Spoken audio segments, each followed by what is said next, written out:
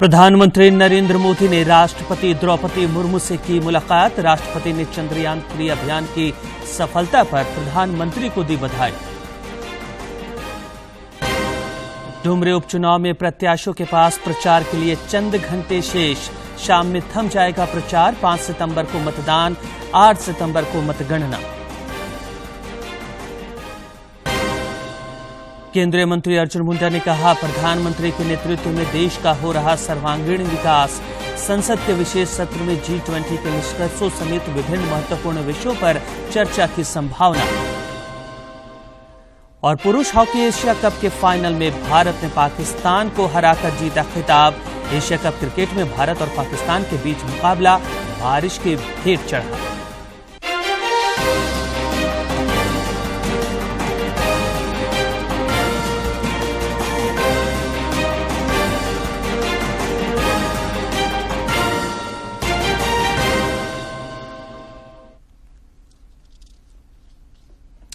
नमस्कार, खबरें झारखंड में स्वागत है आपका। मैं हूं रियाज आलम और अब समाचार विस्तार से। प्रधानमंत्री नरेंद्र मोदी ने राष्ट्रपति द्रौपदी मुर्मू से मुलाकात की। इस दौरान राष्ट्रपति ने चंद्रयान 3 अभियान की सफलता पर प्रधानमंत्री को बधाई दी।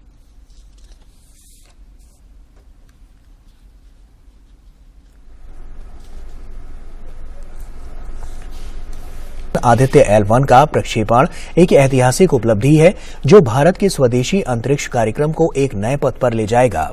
इससे हमें अंतरिक्ष और खगोलीय घटनाओं को बेहतर ढंग से समझने में मदद मिलेगी। मैं वैज्ञानिकों और इंजीनियरों को बधाई देती हूं। इसरो को इस असाधारण मिशन की सफलता के लिए मेरी शुभकामनाएं। इधर इसरो ने चंद्रमा की सतह पर फिलहाल काम पूरा होने के बाद रोवर को निष्क्रिय कर दिया है। गया है। प्रज्ञान रोवर को चंद्रयान 3 अंतरिक्ष यान के जरिए चंद्रमा पर ले जाया गया था। रोवर अब तक चंद्रमा की सतह पर 100 मीटर से अधिक की दूरी तय कर चुका है। इसरो ने यह भी बताया कि चंद्रमा पर अगला सूर्योदय 22 सितंबर को होने की आशा है और अन्य कार्यों के लिए प्रज्ञान रोवर को फिर से सफलतापूर्वक सक्रिय करने की उम्मीद है। इससे पहले इसरो के अध्यक्ष एस सोमनाथ ने बताया कि चंद्रयान 3 मिशन के रोवर प्रज्ञान और लैंडर विक्रम सही कार्य कर रहे हैं और चंद्रमा पर रात होने के बाद निष्क्रिय स्थिति में डाल दिया गया है। रिसीवर को चालू रखा गया है। उन्होंने कहा है कि अन्य कार्यों के लिए प्रज्ञान रोवर को फिर से सफलतापूर्वक सक्रिय करेंगे। राष्ट्रपति द्रौपदी मुर्मू आगामी 5 सितंबर को शिक्षक दिवस के उपलक्ष्य में देश भर के चयनित 75 शिक्षकों को राष्ट्रीय पुरस्कार प्रदान करेंगी। प्रधानमंत्री नरेंद्र मोदी ने एक वीडियो साझा कर बताया कि इस बार शिक्षक दिवस कुछ खास होगा। राष्ट्रीय शिक्षक पुरस्कार अब एक नए रूप में, नए उत्साह और नई उमंग के साथ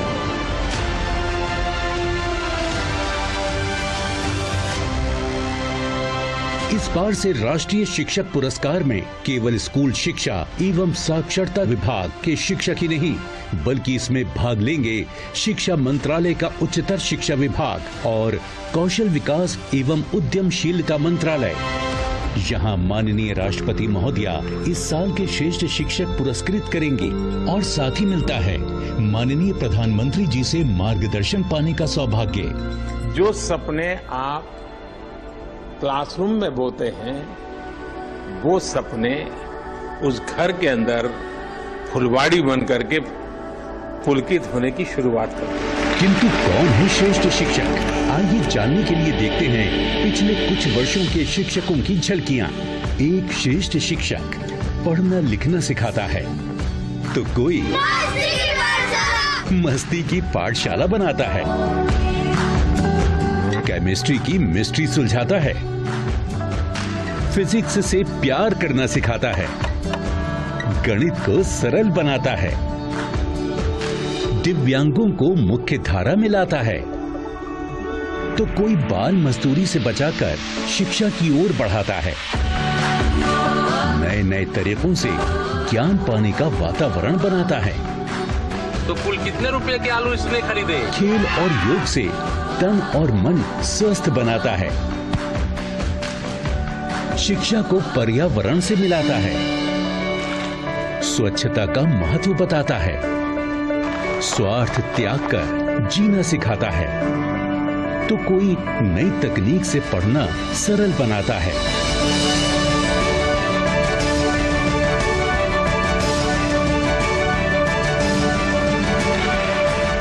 कोरे कागज पे शब्द देता है, जो छात्रों के लिए सीढ़ी बन जाता है, वही शिक्षक कहलाता है।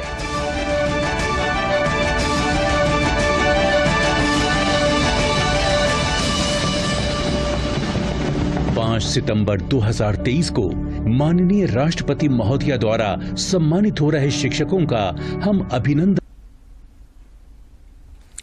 डुमरी विधानसभा उपचुनाव में प्रचार का शोर आज शाम थम जाएगा। प्रत्याशियों के पास प्रचार के लिए अब कुछ घंटे ही शेष हैं। उपचुनाव के सिलसिले में आगामी 5 सितंबर को मतदान होगा, जबकि मतगणना 8 सितंबर को कराई जाएगी।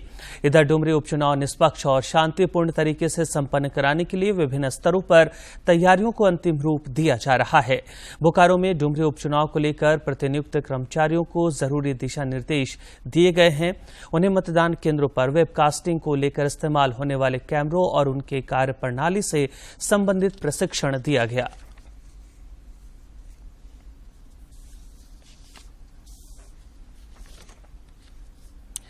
डुमरी विधानसभा उपचुनाव सत्ता पक्ष और विपक्ष के लिए राजनीतिक दृष्टि से काफी अहम माना जा रहा है।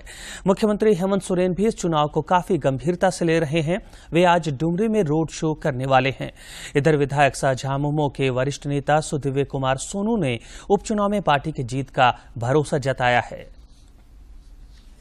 यह चुनाव तय करेगा कि भारत की जनता देश के संविधान और देश के संवैधानिक संस्थाओं के क्षरण को रोकने के लिए इच्छुक है अथवा नहीं है। ये चुनाव की जीत, इंडिया गठबंधन की जीत आने वाले चुनावों के लिए एग्जाम्पल सेट करेगी कि इस देश की आम जनता इस देश के संविधान में आस्था रखती है और संविधान को बदलने और तोड़ने मरोड़ने के हर प्रयास का मुंहतोड़ जवाब।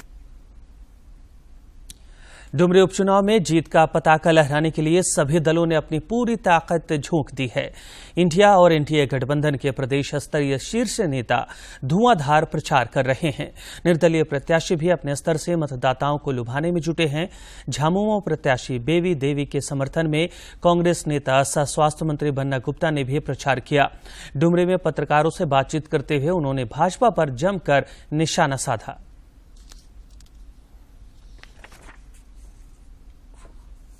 आदमी अपने जब जान की आफत होती है तो हर आदमी थोड़ा स्वार्थी हो जाता है और अब लोग इनको अब पसंद नहीं कर रहे हैं। क्योंकि देखिए हकीकत भी ये है कि जो लोग जिन मुद्दों पर चुनाव लड़ा वो मुद्दे क्या थे? वो मुद्दे थे भ्रष्टाचार का, वो मुद्दा था महंगाई का, वो मुद्दा था 2 करोड़ लोगों को रोजगार का, वो मुद्दा था स्विस बैंक से पैसा वापस लाने का, वो मुद्दा था कि महिलाओं पर अत्याचार रुक जाएगा, बहन बेटियों का सम्मान होगा और इस देश का जो ग्रोथ है वो ग्रोथ बढ़ेगा, डॉलर की कीमत घटेगी, रुपया मजबूत। झारखंड मुक्ति मोर्चा के वरिष्ठ नेता समंत्री हफीजुल हसन ने भी बेवी देवी के पक्ष में प्रचार किया। उन्होंने स्वर्गीय जगन्नाथ महतो के पैतृक गांव अलारकू का दौरा किया और लोगों से झामुमो प्रत्याशी को वोट देने की अपील की।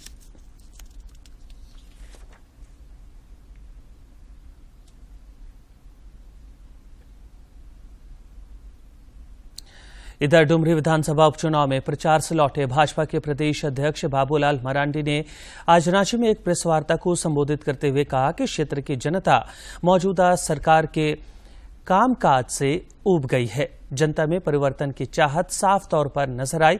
श्री मरांडी ने आरोप लगाया कि राज्य की विधि व्यवस्था लगातार बद से बदतर होती जा रही है और जनमानस भ्रष्टाचार से त्रस्त है। फिर हमने कहा कि करप्शन का तो आप देख रहे होंगे कि झारखंड सरकार जो भ्रष्टाचारी है, भ्रष्ट अफसर है, भ्रष्ट दलाल बिचौलिया, उन सबको बचाने में लगी हुई है। सरकार का काम था भ्रष्टाचारियों को जेल में डालना, उनको सजा दिलाना। इधर आजसू पार्टी के अध्यक्ष सुदेश कुमार महतो भी पार्टी प्रत्याशी यशोदा देवी की जीत सुनिश्चित करने के लिए धुआंधार प्रचार कर रहे हैं। उन्होंने विधानसभा क्षेत्र में पदयात्रा कर परिवर्तन के लिए आजसू पार्टी उम्मीदवार को समर्थन देने की अपील की। इस दौरान उन्होंने मौजूदा गठबंधन सरकार पर जमकर निशाना साधा।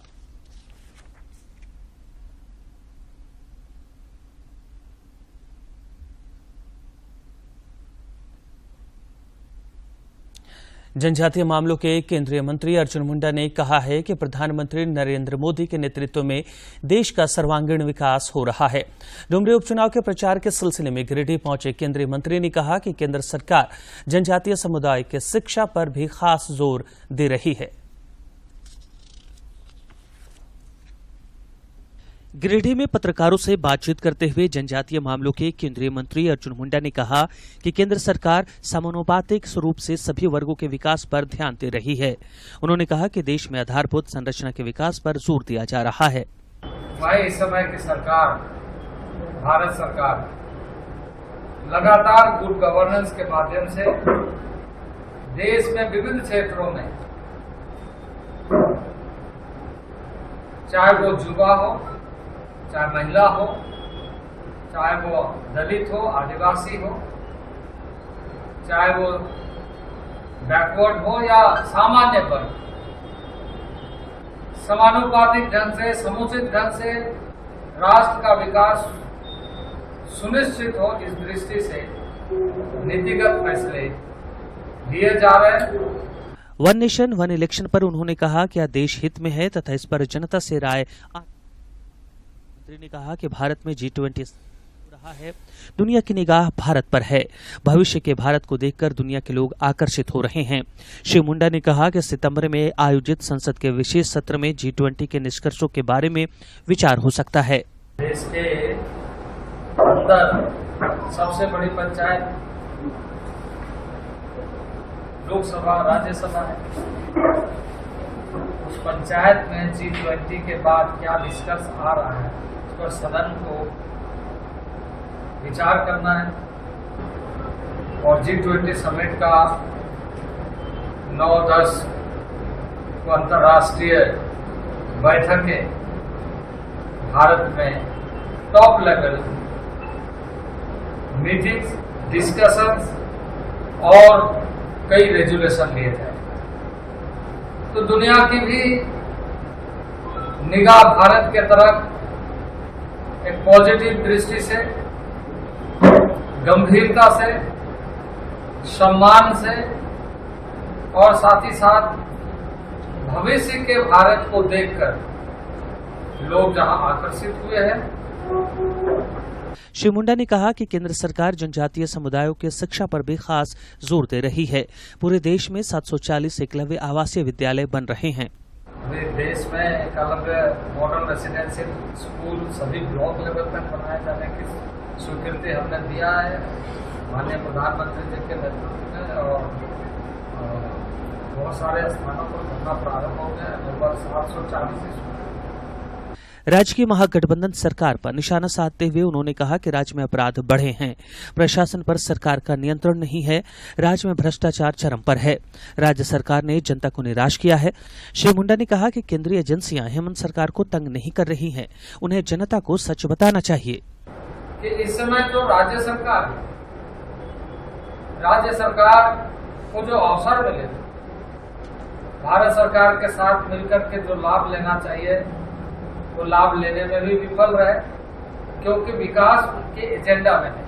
केंद्रीय मंत्री ने कहा कि डुमरी के लोगों का भविष्य बनाने का काम एनडीए करेगा। श्री मुंडा ने जोर देकर कहा कि डुमरी का चुनाव राज्य का भविष्य तय करेगा। गिरिडीह से रमेश प्रभाकर की रिपोर्ट।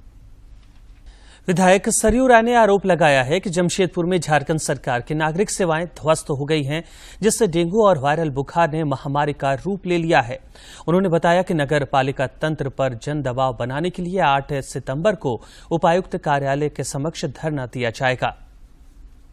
पूर्वी नहीं, पश्चिमी जुगसलाई, मानगो सब में हम घर घर उस पैम्पलेट को भले महीना 2 महीना समय लगे पहुंचाएंगे कि सच्चाई क्या है और अब तक 20-25 वर्षों में क्या हुआ है, मैं क्या करने जा रहा हूँ, ये पहुंचाएंगे। उसके अलावा मैं चिल्ड्रेन पार्क की आत्मकथा नाम से एक पुस्तक भी 32 पेज की हो रही है,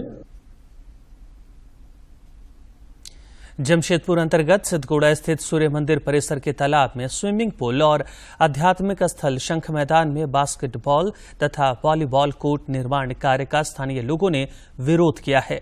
इसके खिलाफ लोगों ने सड़क पर उतरकर मशाल जुलूस निकाला तथा प्रस्तावित योजना पर विरोध जताया। कि सूर्य मंदिर में निर्दलीय विधायक द्वारा लगातार विकास कार्यों के नाम पर व्यवधान उत्पन्न करने जगह कुत्सित प्रयास किया जा रहा है। इस प्रयास से जमशेदपुर के लाखों श्रद्धालु जो सूर्य मंदिर में अपनी आस्था रखते हैं वो आक्रोशित हैं, उनमें बहुत निराशा हुई है और उस निराशा के फलस्वरूप आज जमशेदपुर शहर के विभिन्न थाना क्षेत्रों में शहर के धर्म प्रेमी भाई बंधुओं ने एक मशाल जुलूस निकाल कर संदेश दिया है कि ऐसे धर्म के मामलों पर अनावश्यक रूप से हस्तक्षेप न करें। G20 शिखर सम्मेलन के तहत हरियाणा के नूंह में आज से चौथी शेरपा बैठक का आगाज हो रहा है। इस बैठक में शिखर सम्मेलन के अंतिम मसौदे की तैयारी पर चर्चा होगी। प्रतिनिधि भाग लेंगे। इस बैठक में विभिन्न देशों के राष्ट्रीय मंडल अध्यक्ष भी शामिल होंगे। सभी प्रतिनिधि 9 से 10 सितंबर तक दिल्ली में आयोजित होने वाली G20 की बैठक के लिए फाइनल एजेंडा तैयार करेंगे। 5 सितंबर को राज्य की समृद्ध परंपरा और संस्कृति से ओतप्रोत सांस्कृतिक कार्यक्रम प्रस्तुत होंगे। रांची में आगामी 6 और 7 सितंबर को 2 दिवसीय श्री कृष्ण जन्मोत्सव का आयोजन होगा। इस कार्यक्रम के संबंध में जन जागरूकता बढ़ाने के लिए आयोजन समिति द्वारा एलईडी प्रचार वाहन को रवाना किया गया।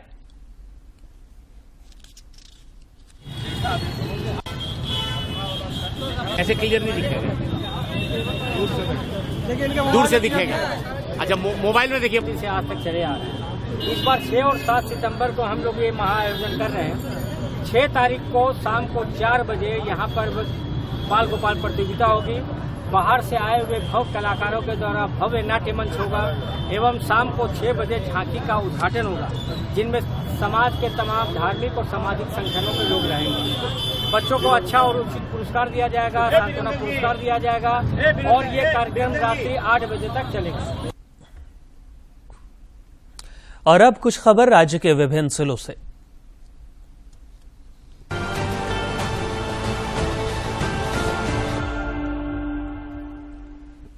हजारीबाग जिला प्रशासन द्वारा खास महाल लीज भूमि पुनर्गठित पर अवैध कब्जाधारियों की सूची जारी की गई है।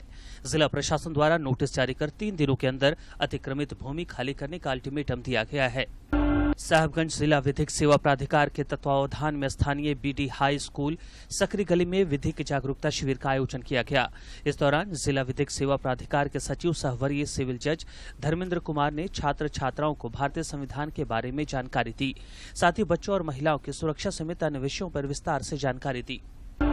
रांची सांसद संजय सेठ ने सिल्ली विधानसभा क्षेत्र अंतर्गत बिसरिया में ग्रामीणों के साथ संवाद किया और उनकी समस्याओं से अवगत हुए। राज्य सांसद ने मेरी माटी मेरा देश अभियान की चर्चा करते हुए उसमें ग्रामीणों की सहभागिता निभाने का आग्रह किया। बोकारो उपायुक्त ने मान्यता प्राप्त राजनीतिक दलों के प्रतिनिधियों के साथ बैठक की। इस दौरान उपायुक्त ने विभिन्न विधानसभा क्षेत्र अंतर्गत मतदान केंद्रों के युक्तिकरण, नाम परिवर्तन एवं स्थल परिवर्तन के विभिन्न प्रस्तावों पर चर्चा की और उनका सुझाव प्राप्त किया। जामताड़ा उपायुक्त ने कुंडहित प्रखंड सह अंचल कार्यालय का औचक निरीक्षण कर विभिन्न पंजियों का अवलोकन किया तथा योजनाओं की प्रगति की जानकारी ली। उन्होंने खाजूरी में बिरसा आम बागवानी योजना और पोषण वाटिका का भी निरीक्षण किया तथा पौधारोपण किया। इस दौरान उपायुक्त ने संबंधित पदाधिकारियों को आवश्यक दिशा निर्देश दिए। पलामू सांसद विष्णु दयाल राम से संसदीय क्षेत्र के अंतर्गत मेदिनीनगर सदर प्रखंड के ग्राम बड़का गांव से आए ग्रामीण नवयुवकों ने उनके आवास पर मुलाकात की। इस अवसर पर सांसद जन समस्याओं से अवगत हुए और उसका यथासंभव निदान कराने का आश्वासन दिया। दुमका जिले के जामा थाना क्षेत्र में कल कांवरियों से भरी एक गाड़ी दुर्घटनाग्रस्त हो गई। इस हादसे में एक व्यक्ति की मौत हो गई जबकि करीब आधा दर्जन लोग जख्मी हो गए। पूर्व मंत्री लुइस मरांडी ने अस्पताल पहुंचकर घायलों का हालचाल जाना। गुमला उपायुक्त ने बताया है कि शिक्षा की गुणवत्ता तथा बेहतर रिजल्ट हेतु शिक्षा कर भेंट के नाम से जिले में एक नई गतिविधि की शुरुआत की गई है। उन्होंने बताया कि इस मुहिम से जिले के सभी वरिष्ठ अधिकारियों को कुल 110 विद्यालयों के लिए नामित करते हुए स्कूलों की शैक्षणिक गुणवत्ता को बेहतर करने का निर्देश दिया गया है। गुमला के कामडारा प्रखंड में जिले के 10वें प्रखंड स्तरीय स्वामी विवेकानंद पुस्तकालय का उद्घाटन विधायक जिग्गा सुसारण होरो द्वारा किया गया। अब जिले भर के सभी पुस्तकालयों की जानकारी ऑनलाइन पोर्टल पर उपलब्ध है। सरायकेला अंतर्गत काशी साहू कॉलेज सभागार में आकांक्षी प्रखंड कार्यक्रम के एडिशनल मिशन डायरेक्टर की उपस्थिति में स्वास्थ्य शिक्षा, आजीविका तथा महिला एवं बाल विकास विभाग के फ्रंटलाइन वर्कर का उन्मुखीकरण सह फीडबैक चिंतन शिविर का आयोजन हुआ। सांसद जयंत सिन्हा ने तस्वीर साझा कर कहा है कि हजारीबाग स्थित आवास पर जनसंवाद कर लोगों की समस्याओं का निवारण जारी है। क्षेत्र के किसी वासी को कोई कठिनाई न आए, इसके लिए वे निरंतर कार्यरत हैं। हजारीबाग उपायुक्त ने समाहरणालय परिसर से साक्षरता वैन को हरी झंडी दिखाकर रवाना किया। झारखंड राज्य परियोजना परिषद की पहल पर रूम टू रीड एनजीओ के द्वारा चलित यह साक्षरता वैन आगामी 8 सितंबर राष्ट्रीय साक्षरता दिवस तक जिला के विभिन्न स्कूलों में घूम घूम कर रोचक तरीके से तैयार पाठ्य पुस्तकों, विज्ञान और कहानियों की पुस्तकों का प्रदर्शन करेगी। खूंटी में पर्यटन स्थलों के विकास से स्थानीय स्तर पर रोजगार सृजन की गतिविधियों को बढ़ावा देने के उद्देश्य से विभिन्न कार्य किए जा रहे हैं। इसी क्रम में उपायुक्त ने मुरहू प्रखंड भ्रमण के दौरान रानी फॉल में व्यवस्थाओं को सुदृढ़ करने और स्वच्छता को लेकर आवश्यक दिशा निर्देश दिए। विधायक शिल्पी नेहा तिर्की ने रांची जिला अंतर्गत मांडर विधानसभा क्षेत्र के चानो प्रखंड में विभिन्न योजनाओं का शिलान्यास किया। इस दौरान उन्होंने ग्रामीणों से आह्वान किया कि वे सभी सरकारी योजनाओं का लाभ लें और योजनाओं के बारे में विस्तार से जानकारी प्राप्त करें।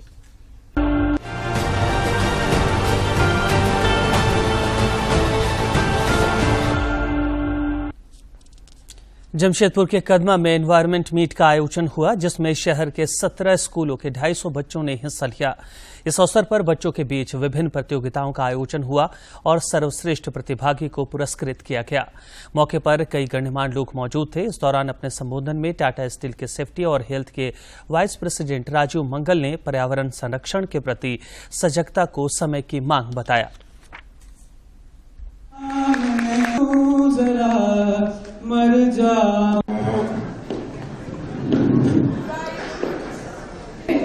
Safety rules are your best tools.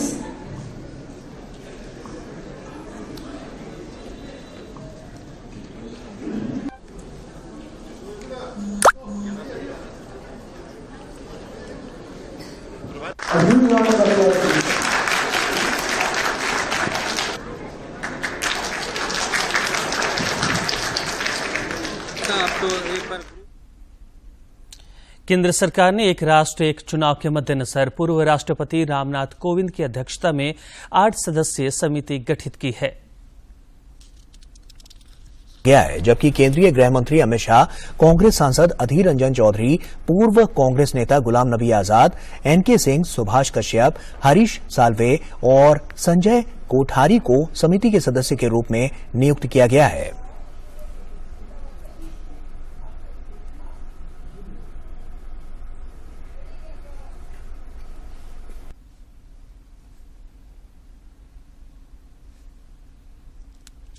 राज्य में मानसून कमजोर पड़ गया है। पिछले 36 घंटे के दौरान कुछ स्थानों पर हल्के से मध्यम दर्जे की बारिश हुई है। पूर्वी सिंहभूम के धालबूमगढ़ में सर्वाधिक 36 मिलीमीटर वर्षापात हुआ।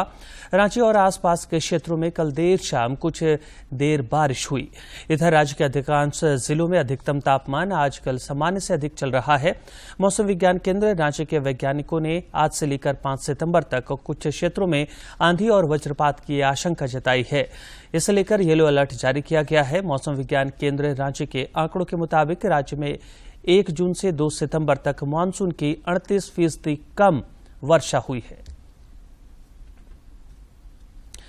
प्रधानमंत्री नरेंद्र मोदी ने काशी सांसद सांस्कृतिक महोत्सव की जानकारी साझा करते हुए लोगों को इससे जुड़ने की अपील की है। एक्स पर एक वीडियो साझा करते हुए लिखा है कि सांसद सांस्कृतिक कार्यक्रम एक अच्छी पहल है, जहां अलग अलग संसदीय क्षेत्र के लोगों को अपनी प्रतिभा दिखाने और सांस्कृतिक उत्सव में भागीदारी का अवसर मिलता है। आजकल भाजपा के सांसद इसके आयोजन में जोर शोर से जुटे हुए हैं। इसी कड़ी में मैंने भी अपनी काशी में एक विनम्र प्रयास किया है। मेरा आप सभी से आग्रह है कि इसमें शामिल प्रतिभागियों का जरूर उत्साहवर्धन करें।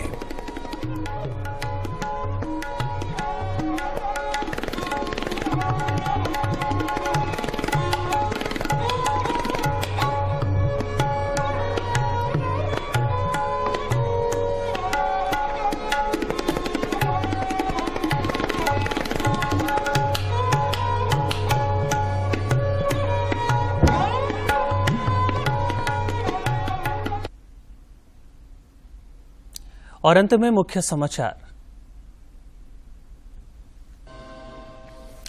प्रधानमंत्री नरेंद्र मोदी ने राष्ट्रपति द्रौपदी मुर्मू से की मुलाकात। राष्ट्रपति ने चंद्रयान 3 अभियान की सफलता पर प्रधानमंत्री को दी बधाई।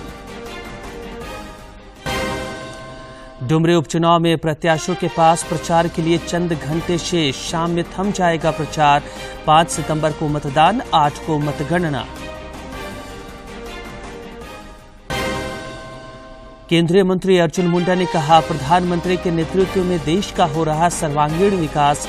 संसद के विशेष सत्र में G20 के निष्कर्षों समेत विभिन्न महत्वपूर्ण विषयों पर चर्चा की संभावना। और पुरुष हॉकी एशिया कप के फाइनल में भारत ने पाकिस्तान को हराकर जीता खिताब। एशिया कप क्रिकेट में भारत और पाकिस्तान के बीच मुकाबला बारिश की भेंट चढ़ा।